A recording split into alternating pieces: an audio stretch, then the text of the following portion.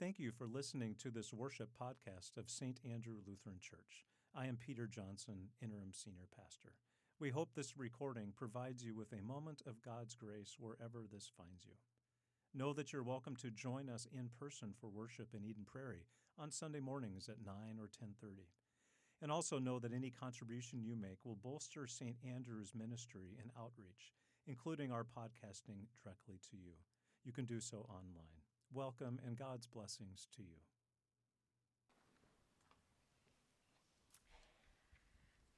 So we have a beginning question to start off our question time. And just a reminder, you can text that number anytime if you want to. We also have some runners. So if you would like to see Caleb Bragi run and stretch his legs a bit, raise your hand and he will come to you. So our first question is, how does God take care and love all of people? And that is from Lena.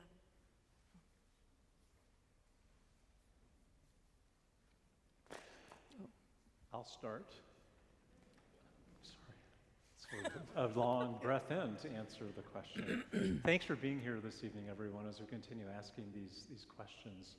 And I was thinking a bit about the passage in the Gospels where Jesus is talking about two sparrows and how much two sparrows are worth, and how, I suppose, in the marketplace 2,000 years ago, sparrows are worth this much. And then Jesus said that if you think two sparrows are worth this much, how much do you think you are worth when God knows the count of the hairs on your head? And that makes me think about how many hairs are on my head, and how could someone possibly know that about me? But that tells me about how the width and breadth and depth of God's love for me and for everybody. So in a way, it's a bit mysterious how God would know all the hairs on my head, let alone have the ability to care for all of us and everybody. But that's just what I believe God does and is for us. I have an idea. Mm-hmm. I have an idea. How does God take care of all of us? I'm Pastor Sue, by the way, and I am new. I'm your interim transition pastor, and it's delightful for me to come in and be invited to love you and to listen to you and to lead among you. So it's good to be here. I think it's a great question, whoever asked it. And I was also thinking, how many of us, show of hands, have parents or had parents? Oh, anybody? Everybody should raise their hands. Yep. Now, I know my parents really tried to take care of me. And I think that's how God works to take care of us in a big way. Have any of you ever been in school? I'm thinking teachers, right? Yeah. I think God has sent those teachers to really tend to us. I was thinking, have any of you ever seen a crossing guard? Do people still walk to school? I don't know. Yeah. I think about police. I think about the military. I think about those who even this night are going to end up in the emergency room. Will God be there taking care of them? I think so. And how? Through an incredible staff and through some nurses and probably some. So I was thinking about it that way too. All the different ways that God really takes care of us. Our next one is, do you need to believe in God to go to heaven?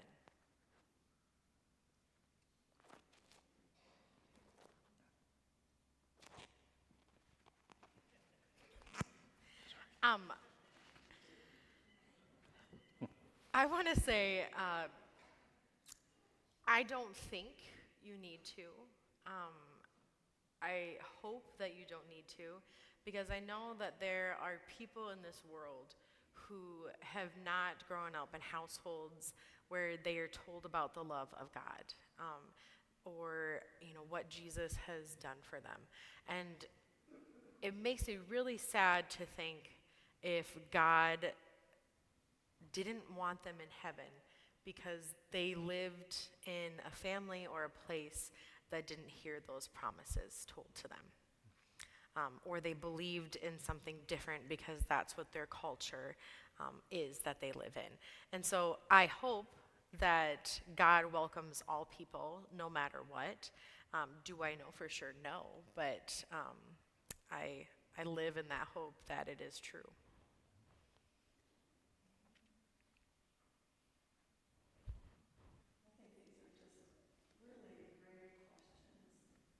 And when I hear this one, I think heaven and salvation is just one of those things that we really know of God's incredible, abundant grace.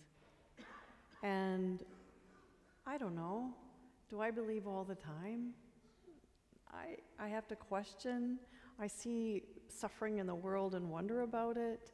And so I just think about the abundance of grace that God has to simply claim us, even as a child or as an adult, no questions asked.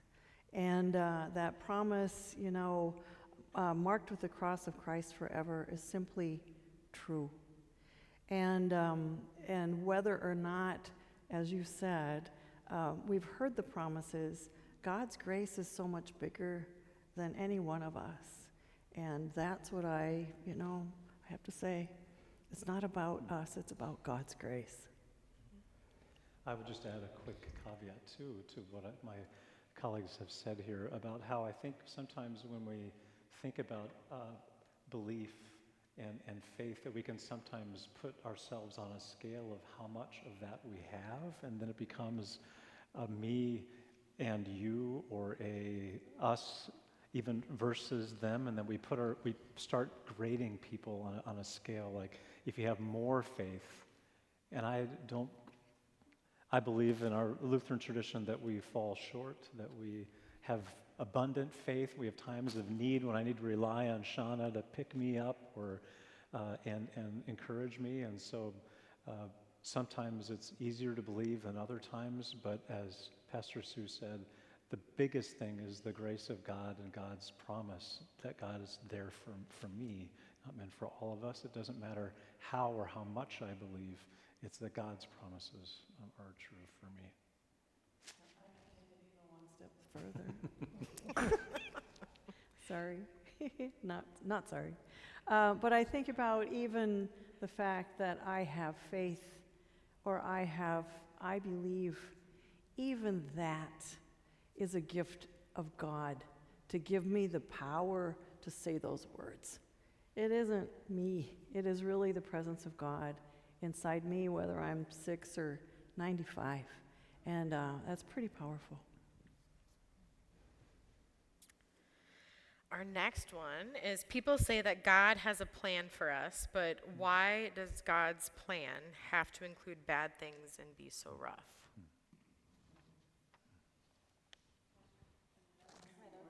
It must be right. How lucky. I mean, that's kind of the age-old question, right? Of why the bad things seem to happen. And it's the presence of sin is present in the world, and the bad stuff happens even when we don't want it to happen, and it happens to all of us. Because of that brave thing that God did of giving us free will, which I think I'd said one other week. I don't know if I would have done if I was God, but God did, and there is bad stuff that happens all the time in the world, and I don't know that all of the bad stuff is part of God's plan.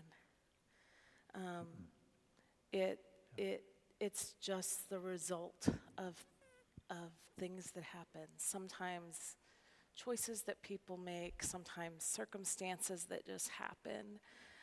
I don't think that we can look at some of the evil that happens in the world and say, well, that was part of God's plan. I think that is not part of God's plan, but I think God can be with us in those trying times. I think God can sit with us in the pain that we feel. And I think that God hopes for us to be part of bringing about his kingdom here on earth. and to bringing about goodness and loving each other, to make a little less of that happen. Yeah. How do you hear God and know it's God?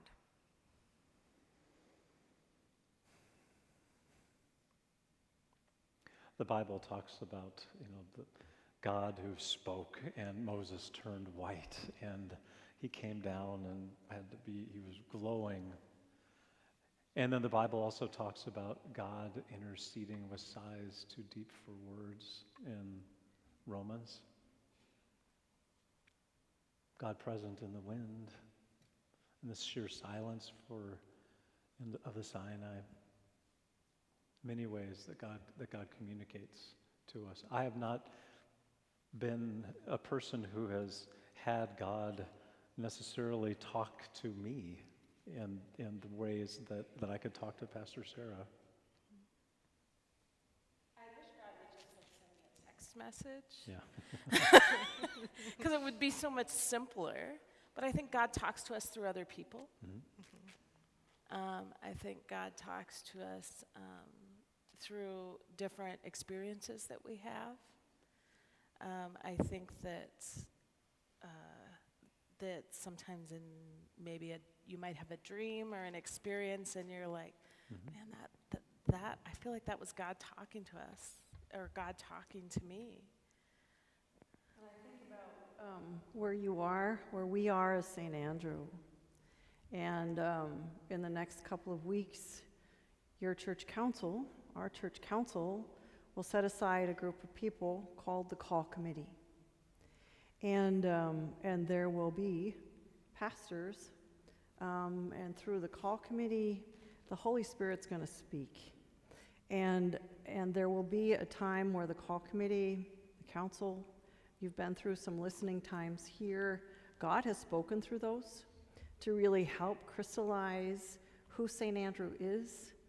And as one of those pastors throughout her life, God has spoken to me through the power of the Holy Spirit that is present often in a call committee. And so you're part of that holy process now. And so I really, God speaks through certainly creation. God speaks now in these next months through the actions of this congregation. In particular, it will be through deep holy conversations with those who are led to enter into a process here. So that's one real example of that. And I think about that question about God's plan. Sometimes you do things and you're sure it's God's plan, and then you think, that sure was God, and then you come into it and you go, nah, it really wasn't. Or, I got to go that way. So. Yeah. Is it the same God for all cultures and just spoken of with different words?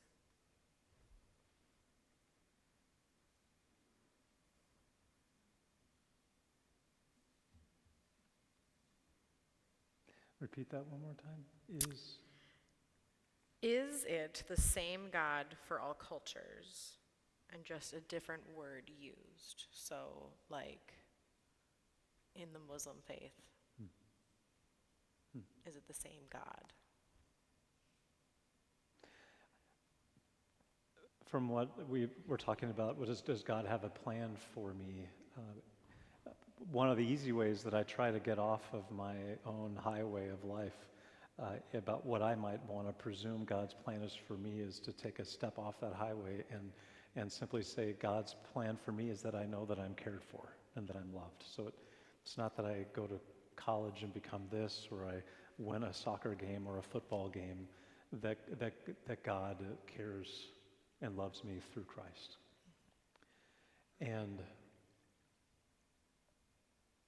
is the language of love and peace in the world, in people's hearts, God speaking to them wherever they might be, whatever they might have. I have to believe that where there is love and peace and mercy and community, on display, where people are being healed or cared for.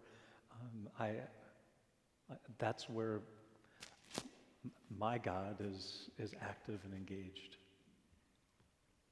What it's called is another thing too, but that's how God, I believe, works in our world, to love it, to care for it, to heal it, to make it whole from its brokenness. And so that's the way God works.